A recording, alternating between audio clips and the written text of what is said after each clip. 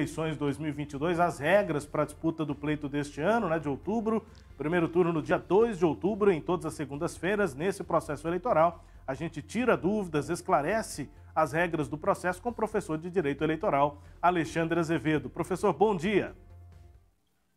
Bom dia, Rubens. Bom dia, Samuel Traiodo. É um prazer estar com vocês também, com os ouvintes, internautas do Sistema Sagres.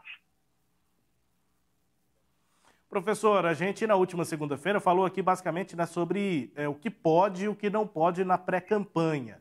E aí a gente seguiu na reunião de pauta ao longo da semana, a gente foi conversando, né? E aí o senhor citou essa questão da propaganda negativa.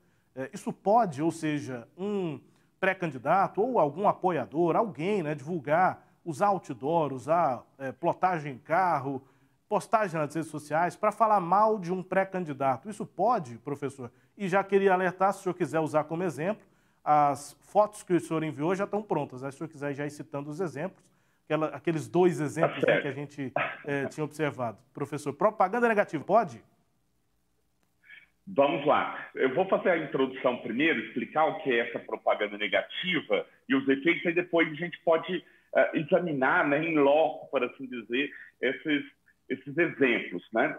Bom, a propaganda eleitoral, ela visa convencer o eleitor a dar o voto a um determinado candidato.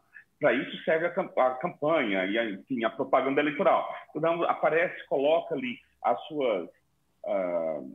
suas qualidades, os seus méritos, as suas propostas, tentando obter o voto dos demais candidatos. Agora, existe uma propaganda, uma modalidade de propaganda chamada propaganda negativa. O que é isso? É uma propaganda que visa retirar um voto de determinado candidato, expondo ali as suas falhas, expondo, né, os seus erros, os seus equívocos, por assim dizer. Então, eu coloco para o eleitor, para o eleitorado de forma geral, né, destaco os defeitos de determinado candidato, as falhas de determinado candidato, visando diminuir a quantidade de pessoas que votem nele. Evidente, a pessoa que faz isso nem sempre vai ser o destinatário do voto arrependido, mas já serve como a retirada de votos, né? Uma barragem ali do crescimento de determinado candidato. Essa propaganda, via de regra, ela é possível também na pré-campanha. Tá? Eu não posso pedir expressamente o voto, mas eu posso pedir que alguém deixe de votar em outra pessoa expondo ali as falhas. Sim, isso pode ser feito. Qual é o problema? É a forma como isso é feito. Toda propaganda eleitoral ela tem que respeitar a legislação. Então, Samuel vai lembrar bem disso aí, o Rubens Salomão também vai lembrar disso, de campanhas lá atrás, na primeira campanha eleitoral que o Marconi Perillo venceu a eleição, e algumas campanhas subsequentes também, em que se utilizou do personagem Nelson da Capitinga, né, e para falar do dinossauro, né, uma forma de atacar o Iris Rezende. Por exemplo, hoje, esse tipo de propaganda não seria permitido porque viola o estatuto do idoso. Né? Ele está se relacionando o idoso com o dinossauro, né? Ali quase no limiar de uma discriminação. Tá? Essa propaganda negativa, e aí eu peço para colocar, se for possível colocar aí alguma delas, elas utilizam meios de outdoor. Né? O outdoor é proibido durante a campanha. Se ele é proibido durante a campanha, ele também não pode ser utilizado na pré-campanha. E aí a gente tem um primeiro exemplo, né? Lá em Uberlândia, bandido bom não é bem-vindo. Beleza. Até aí estaria tranquilo. Né? Bandido não é bem-vindo. Não relacionaria com ninguém. Mas aí coloca aquela imagem que nos protestos, né, se relaciona ao candidato, o ex-presidente da República, e ainda do lado, né, a característica de que ele falta um dedo. Então, está relacionando esta frase a um pré-candidato. Aí se torna uma propaganda eleitoral negativa, e ela é proibida não por ser em si negativa, mas por ser utilizado um meio proibido na campanha eleitoral. Né? Então, além disso, é a questão ainda de estar relacionando, né, deficiência física e essas coisas que não são adequadas hoje, no momento, na quadra em que nós vivemos. Tá? Então, essa propaganda aí, né, seria proibida, não pode, se algum dos legitimados entrar com a ação, provavelmente, né, ela será retirada. Quiser ir para a próxima também, a gente já examinar, ou quiser fazer perguntas, estou à disposição. Vamos lá para a próxima, se possível. Professor, tem uma questão só em relação a... a gente segue o próximo exemplo, mas antes disso, né? E descobrir quem é que fez a propaganda, porque aí o senhor diz, tem que retirar. Mas aí a punição é só essa, tem que retirar? Porque esse é só um exemplo, tem muitos outros de vários lados, viu? Mas e aí, só retirar é a punição? Dá para... A justiça tem que tentar encontrar quem é que colocou isso lá, porque a gente volta também na segunda-feira passada, muitas vezes isso é feito por apoiadores de um pré-candidato ou de outro, e o pré-candidato mesmo, a pré-campanha, nem sabe que isso está sendo feito, não passou por ela. Então, assim, tem de se buscar quem fez para algum outro tipo de punição, ou a punição é mesmo retirar, derrubar o outdoor, enfim? Bom, primeiro é retirar, né? E aí tem a empresa. Vamos imaginar que essa empresa seja uma empresa registrada, um outdoor legal, por assim dizer, né? Então, tem como se saber qual é a empresa detentora do outdoor, né? Determina a retirada desse engenho e, ao mesmo tempo, já pede a essa empresa para que forneça a pessoa, né, responsável pela feitura do outdoor. Se tiver ligação direta com o candidato ali, aplica-se multa tanto à pessoa que fez quanto ao candidato. Se não tiver ligação, aplica-se multa ali ao candidato, de 5 mil a 15 mil reais. Esse é o valor aí, né, da sanção. Sim, só para quem está com a gente em áudio, né? A gente está nesse momento analisando, o professor apresentou essa análise em relação a um outdoor que é em Uberlândia, bandido não é bem-vindo, e uma caricatura ali, né, que representa o ex-presidente Lula e também uma representação da mão, né, sem um dedo. Então, esse é o caso. Agora vamos para o próximo caso, aí já faz referência ao pré-candidato contrário nessa polarização que a gente vive, professor. A imagem, então, desse outro outdoor aí está na tela, também para análise do senhor, muito difundido, digamos assim, muita gente aí, a gente tem até quem assina, né, professor? Tem quem assina, mas durante a pandemia muita gente, a gente viu esse outdoor em muitas partes do país, professor. Isso. Essa aqui foi aquela mais descarada, para assim dizer, né? Falou, olha, sou eu quem estou fazendo.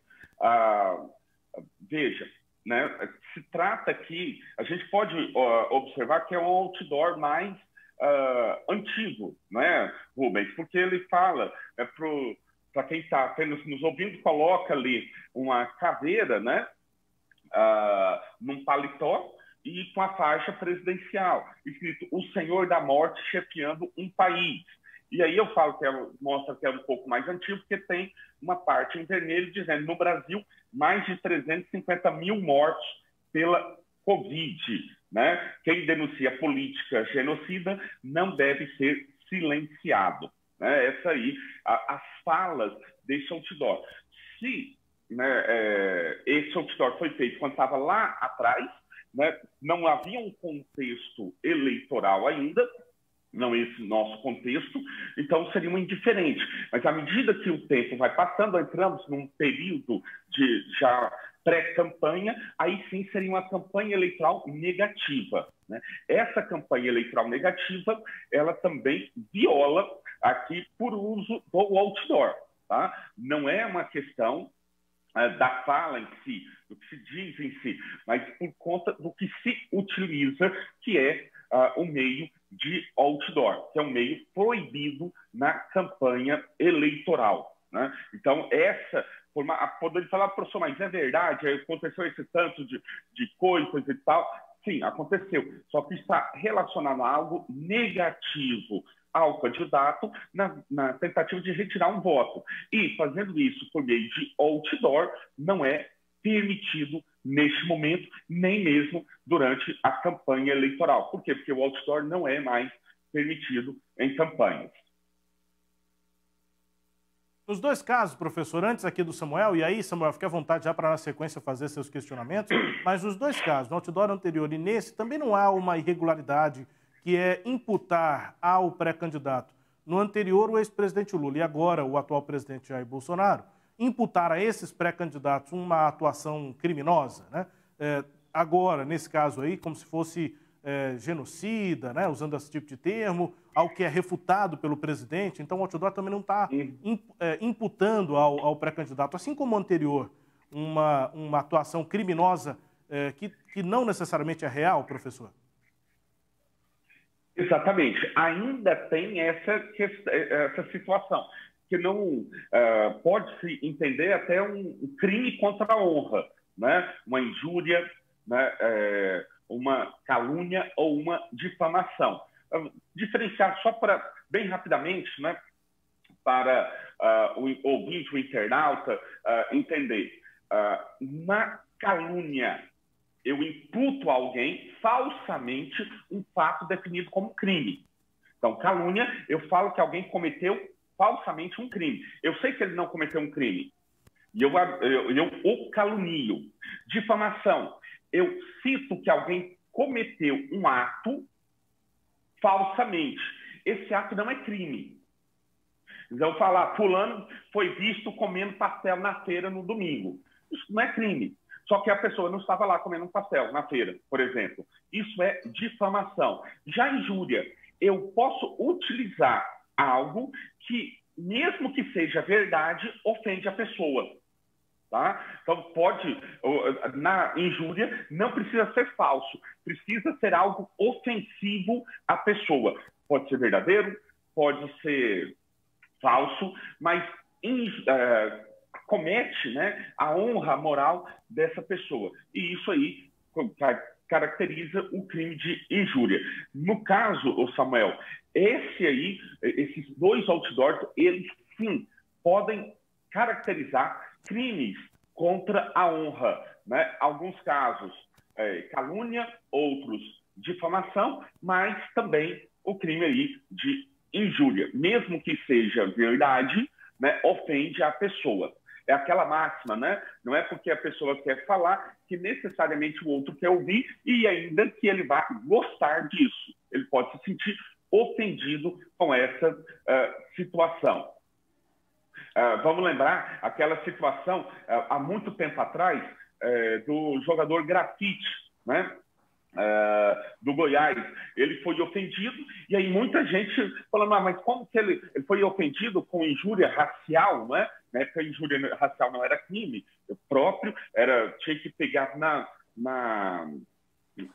injúria simples, né? E aí disseram, mas se ele não usa o nome de grafite, como ele pode ser ofendido por uma injúria racial? Ora, não é porque ele tem esse apelido, que ele utiliza esse apelido, que dá-se o direito dos outros de ofendê-lo pela sua cor. Não é isso? Então, na injúria, ainda que seja verdadeiro, pode causar algum transtorno, né, à honra dessa pessoa e ser punido por esse crime. O ofensor, né? Professor, bom dia. Eu gostaria aqui de entender um aspecto quando se trata aí a questão propriamente em relação ao tratamento, por levar em consideração aí casos envolvendo pré-candidatos à presidência da República, o tratamento é diferenciado, vai lá para o Tribunal Superior Eleitoral. Justamente pela característica ou pela natureza do cargo, professor, que há essa distinção do tratamento dado candidatos à presidência da República, análise do TSE e os demais casos nos âmbitos aí dos tribunais regionais eleitorais? Também, né? Bem lembrado, Samuel. como se trata de propaganda de presidente da República, regra é que a ação é proposta perante o Tribunal Superior Eleitoral. Se fosse candidatos a governador, deputado estadual, senador, seriam perante os TRS, Tribunais Regionais Eleitorais. Só que tem um detalhe aí, que aí entra uma exceção, Samuel, que é o poder de polícia. Como está frente a algo vedado, né, se poderia qualquer pessoa requerer, até mesmo a qualquer pessoa viva, né, qualquer dos legitimados requerer perante o juiz eleitoral da localidade o exercício do poder de polícia, né, para retirar uma publicidade, né, vedada pela lei. Não precisaria necessariamente entrar perante o Tribunal Superior Eleitoral, porque viola a lei diretamente, então seria possível o exercício do poder de polícia. Evidente, esse juiz não poderia aplicar a multa, né, essa multa de 5 a 15 mil reais, mas poderia determinar à empresa a retirada da publicidade. Professor, ainda nesse mesmo aspecto, apenas aqui para o nosso ouvinte, nosso telespectador, ele vislumbrar aí um recorte de 2018 e de agora de 2022. Olha só, em maio, e aí pegando a comparação do mês de maio de 2018, também maio agora de 2022. Até maio de 2018, naquela eleição presidencial, o Tribunal Superior Eleitoral ele contabilizava 12 representações desse tipo aí que a gente está falando, de propaganda eleitoral antecipada. Já são 30, ou pelo menos eram 30 até o final de maio, no ano de 2022. E aí a minha pergunta ao senhor, na sua análise, por que nós tivemos esse aumento, professor, na comparação com aquele processo eleitoral de 2018?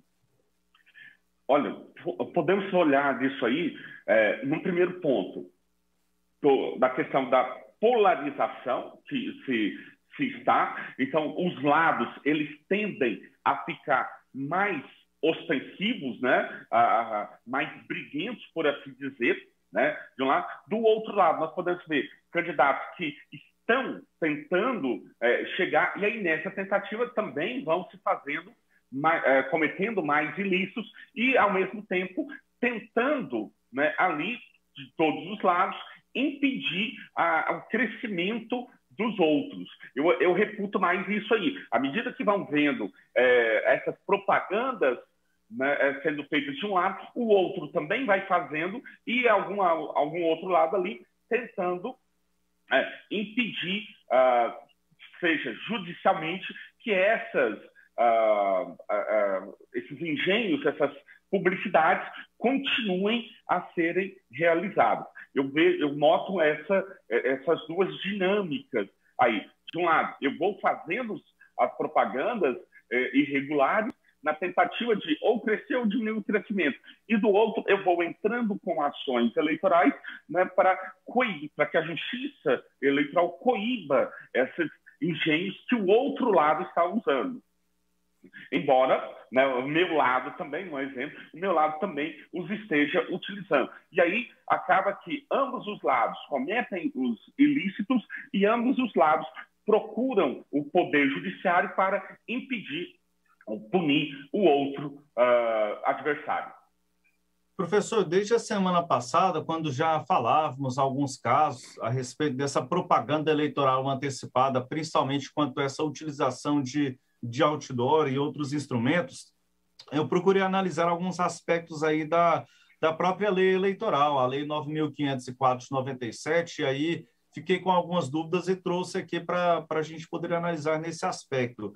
O primeiro, eu queria pegar apenas aqui dois pontos no artigo 36, no inciso 5º e no inciso 4º. Eu vou começar pelo 5º.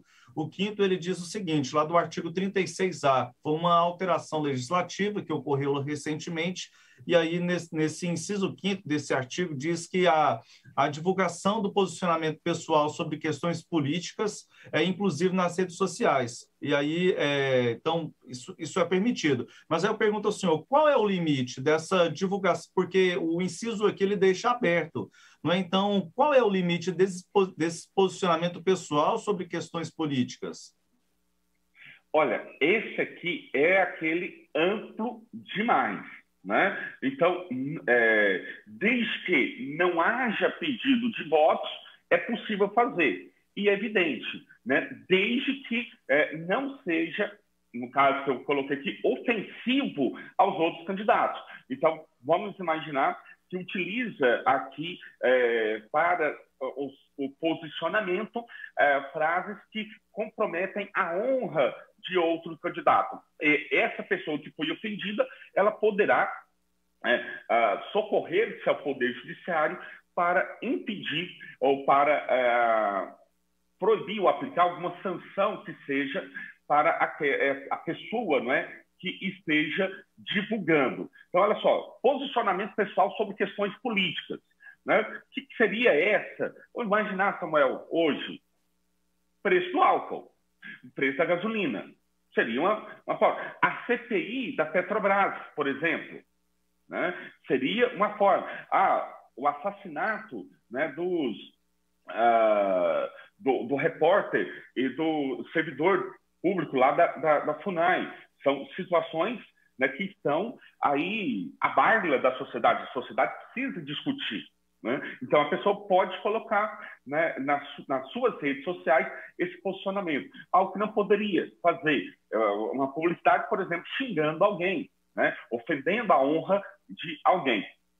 Isso aí seria, né, controlado. Aí não importa se é período eleitoral ou não, se nessa campanha eleitoral ou não. Colocou algo que é ofensivo, aquele que se sentiu ofendido pode, né, ali buscar o Poder Judiciário para a sua reparação. E, professor, da minha parte aqui, eu tenho um último questionamento para a gente poder, já caminhando aqui para o final da nossa conversa, um outro aspecto legislativo, né, que queria trazer para o senhor. No parágrafo 1º do artigo 36, e aí nós estamos agora nos aproximando do período das convenções partidárias. O período ele vai de 20 de julho até 5 de agosto, e aí, à medida que a gente vai aproximando, há aqui uma previsão nesse parágrafo 1º do artigo 36, também da Lei 9.504, que aí fala o seguinte, aqui a informação, né, tem nesse parágrafo.